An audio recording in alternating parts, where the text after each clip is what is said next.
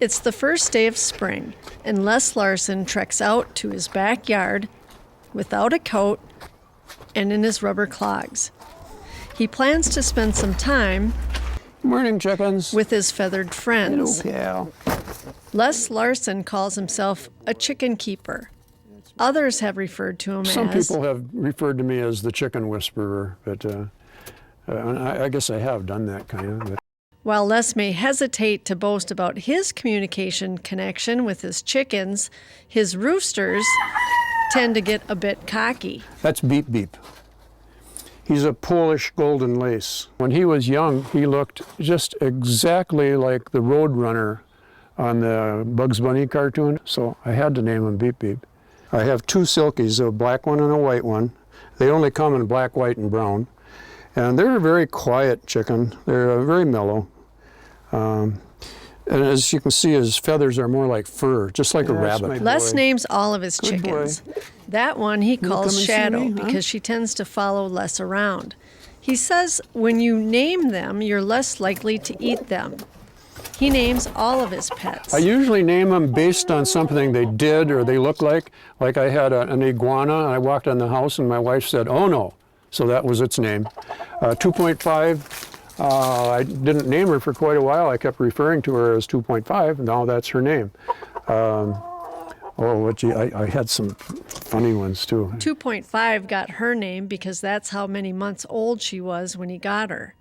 Newbie is his newest pigeon, thus the name.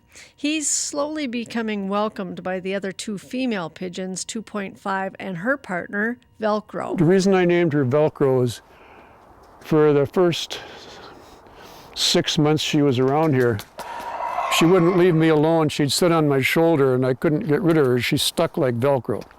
Les often welcomes Come on, his baby. pigeon friends Come on. into the house where his cat and 3 of his doves These guys are nest. just so peaceful and so gentle. That's my girl.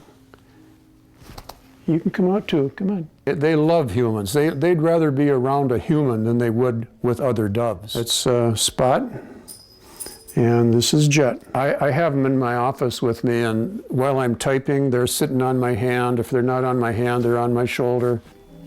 Yeah, boy.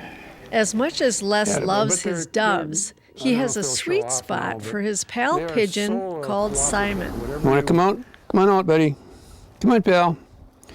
Wherever I go, he follows me. If I go to the back of the yard, he comes with me. If I come back in here, he comes in. Come on, buddy. That's my little boy.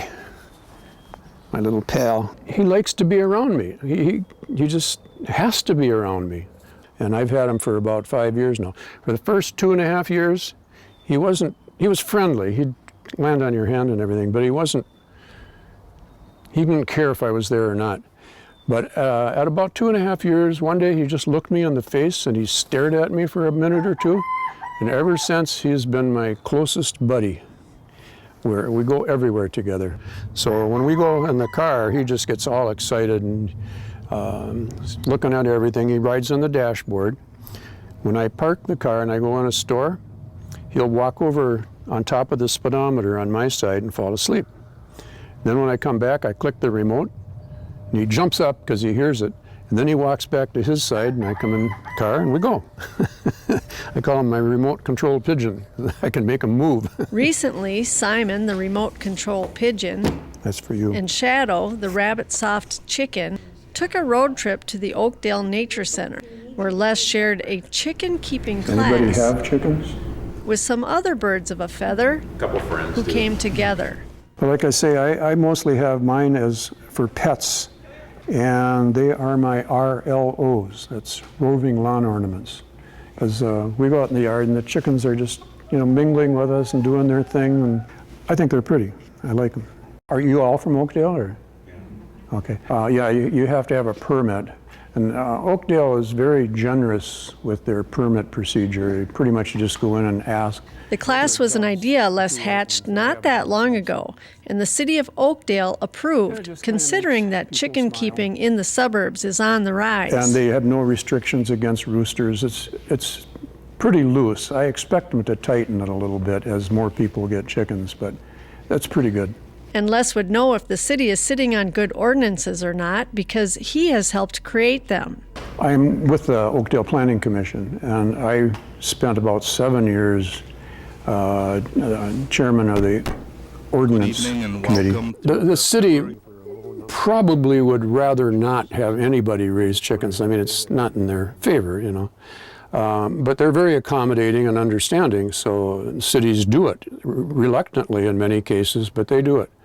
And that's another thing on the ordinances. I wrote a boilerplate ordinance for chickens that any city can use. If you do it correctly, the chickens really aren't a problem in the city. My neighbors around here, I've gone to ask them, and if their chickens bother them, and they said, no, they actually like to hear the rooster crow once in a while. Well, the key there is they don't like to hear it at 4:30 in the morning. So what I do is I keep the chickens in the coop, it's insulated, until 8 o'clock. Then the sound ordinance doesn't apply anymore, so then I let them out and they crow. And the neighbors actually said they like it. As proud as a peacock as Les is about his roving lawn ornaments, it's his technically sound, gadget-clad coop creations that he likes to crow about. Corrugated panel. This is solar panel to absorb the maximum heat from the sun. A lot of people buy their chickens, they put up a coop, and it turns out to be a big stinking mess, and the neighbors hate it, and the owners give up. It doesn't need to be that way.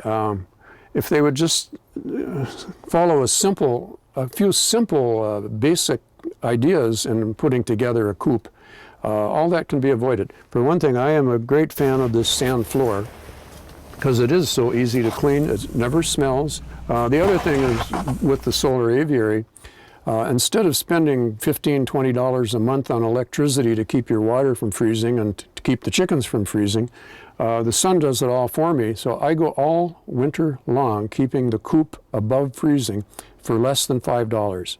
That includes a supplemental heater. The heater will come on in the early morning hours when it starts to get down near freezing, and it might run for a couple times during the night, so it's nothing. And I got blowers that suck the heat, the surplus heat from the aviary. They suck it into the coop.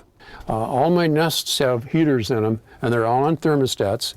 So they're only on when needed. I have cameras everywhere. There's 2 up there, 2 down here, the one over there, and there's one in the backyard, and there's one up by the house, and they're aimed from all directions. So and then there's 2 of them in the coop itself. So I can always see everything that's going on, no matter where the chickens are, I can see them. There's some mirrors here that cover this area, and then there's a light on the thermostat for the water so it doesn't freeze. I can tell that the heater is working because the light will come on. I can see it in the mirror from my camera. I can see the gauge on the food for the pigeons. When it's right there, it's full. When it's up there, it's empty. And I can see all that on the camera. I can see the thermometers, the food, the water. I can see if they need to be cleaned or not. I can count them and make sure they're all there.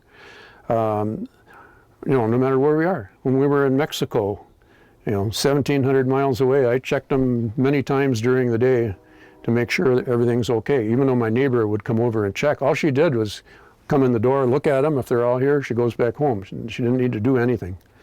I'm going to put this chicken down. Les has been a gadget guy since he was a kid back on the farm. His knack for finding solutions and making things work kept him busy as a production engineer and computer programmer for UNIVAC. He even developed software for his own use as a real estate broker. He made that into a successful venture. But his heart has always belonged to nature and the animals that have brought him joy along the way. He's just so sweet. He's just my little buddy, like a cat or a dog. This happens to be a pigeon.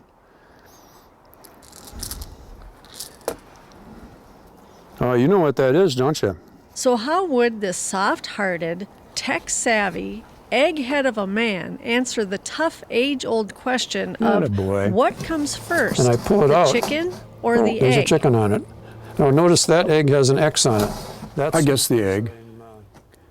I'm not sure how because that's where a chicken came from, but then where did the egg come from? I don't know. Here's an egg. You want an egg? The egg seems to be the answer, but in the end, the yolk was on me. What's the lifespan of a chicken? Depends on how old it lives.